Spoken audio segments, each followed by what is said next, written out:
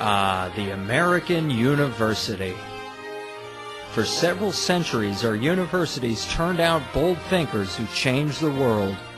From before the hopeful birth of our nation to the difficult struggle for equality, generations of great leaders sprung up from our nation's campuses. Traditionally, the mission of higher education has been to equip students with the tools necessary to think critically. Educators believed that a better society would result when people had the freedom to debate the great challenges of their time. Colleges embodied the very philosophy upon which our nation was founded, and educators recognized that their academic freedom was made possible by America's freedom. So when our country needed help, universities answered the call. 1,500 colleges throughout the nation are being converted to the war effort. In consultation with faculty and advisory officers, students are guided to the specialized training they need for war work. Servicemen with books, now a common sight on the campus.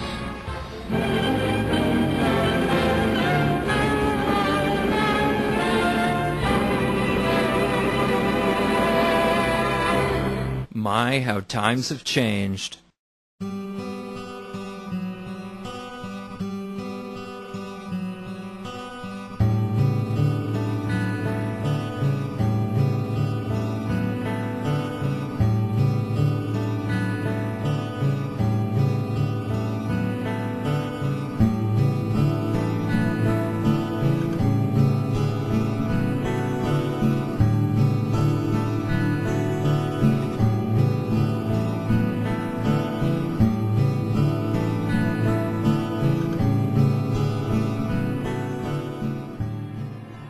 In the wake of September 11, a number of college campuses outlawed the display of American flags.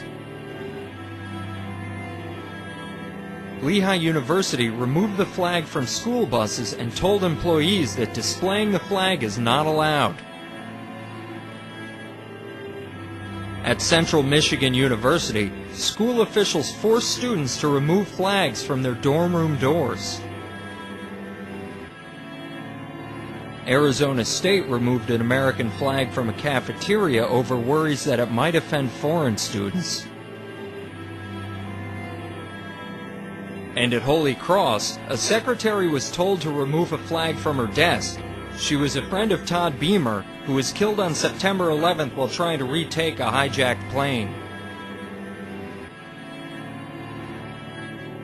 How did our campuses get this way? Was my old school like this?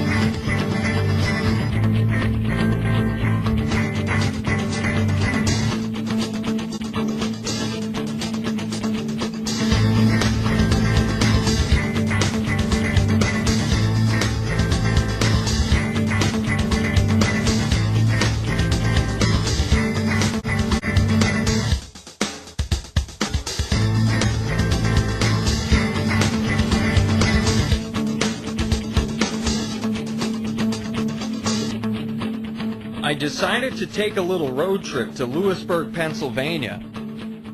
If you're a hardcore fan of The Sopranos, you may remember Lewisburg for two things. Jackie Aprile spent some time there in the Lewisburg Penitentiary, and Meadow paid a visit to the town to take a tour of my alma mater, Bucknell University. I loved my 4 years at Bucknell, but I've been hearing some disturbing things lately, and I wanted to go see for myself. America is a racist, sexist, homophobic, bigoted country.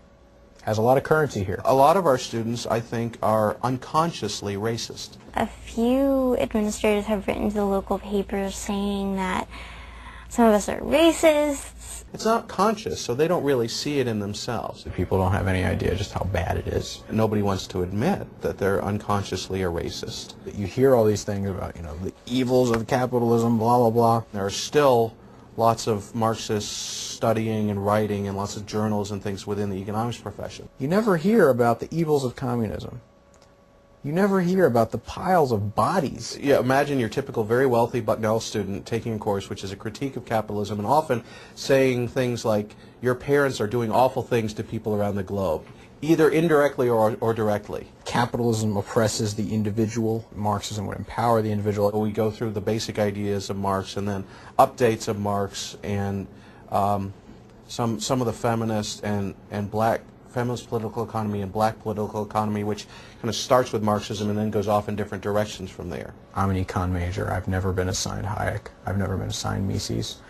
I've never been assigned Friedman. Black political economists and feminist political economists have improved, I think, on basic standard Marxist ideas, and that they expose the fact that Marxist ideas haven't always dealt with race very effectively, for example, or with gender. I know one person here, ever, that I've met who has read Friedrich Hayek.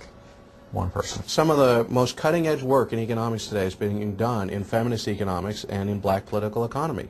So the students should be exposed, you would think, to the cutting-edge work in the discipline. If you're required to study this stuff about Marxism and you're required to study Marx in this much detail, that is a value judgment. We feel like they need to be exposed to this. This is really good stuff. This is stuff that they will benefit from learning, but it's going to conflict with their preconceived notions. I feel like we only get one point of view. If you were to look through the course book, you'd see across departments there's tons of courses on gender issues, sex issues. You can't just take general history or sociology. In too many cases, you end up with people who turn a class that is not political and make it political. I believe it was an engineering class of some sort, and it turned into a screed about how George Bush invaded Afghanistan to build an oil pipeline across the country.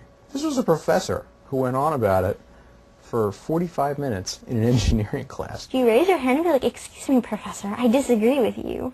In a class where it's out of place already? I think a lot of it's made up. I think that a lot of the bias is in the eye of the beholder. It's not every class. You can't forget that, but it's way too often. These are respected university professors, and they're either controlling our grades or their colleagues are. I find when students come out of high school, they have no ability to engage in critical thinking. None.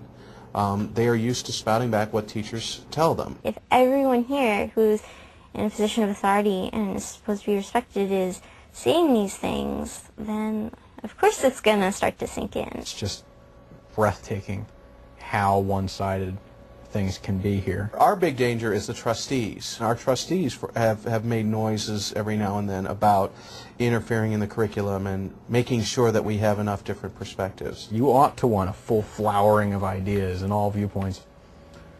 It's interesting that so many folks apparently don't. The chairman of our board of trustees right now, Susan Crawford, has, for example, said at times that we need to make sure that Bucknell has a sufficiently diverse curriculum, and has proposed maybe that we need an American Studies major, implicitly meaning American Studies should be about celebrating America. In other words, it should be a political perspective almost. Universities used to not be like this. They didn't used to be strongholds of any particular ideological bent. We were trained in these areas, and to have somebody who does not know our field tell us what we should be teaching is the height of arrogance. Bucknell's thought of as pretty mainstream. It's certainly not the kind of school you'd expect to be far out there politically. So if students at Bucknell feel they're being indoctrinated, what does it say about all the other seemingly normal campuses around the country? Next stop on the road trip, San Luis Obispo, California, the home of Cal Poly. Cal Poly recently gained notoriety when the school tried to punish a student for posting a flyer announcing an upcoming event. The local college Republicans had invited conservative author Mason Weaver to come speak. We brought Mason Weaver just because we wanted somebody that was going to be dynamic. We didn't want you know, somebody stiff up there to give a boring lecture about tax policy or something. Just the title of his book was provocative enough. It's okay to leave the plantation. It's about economic freedom, the new Underground Railroad, and the new Underground Railroad being capitalism, free markets, and that was the whole premise of his book.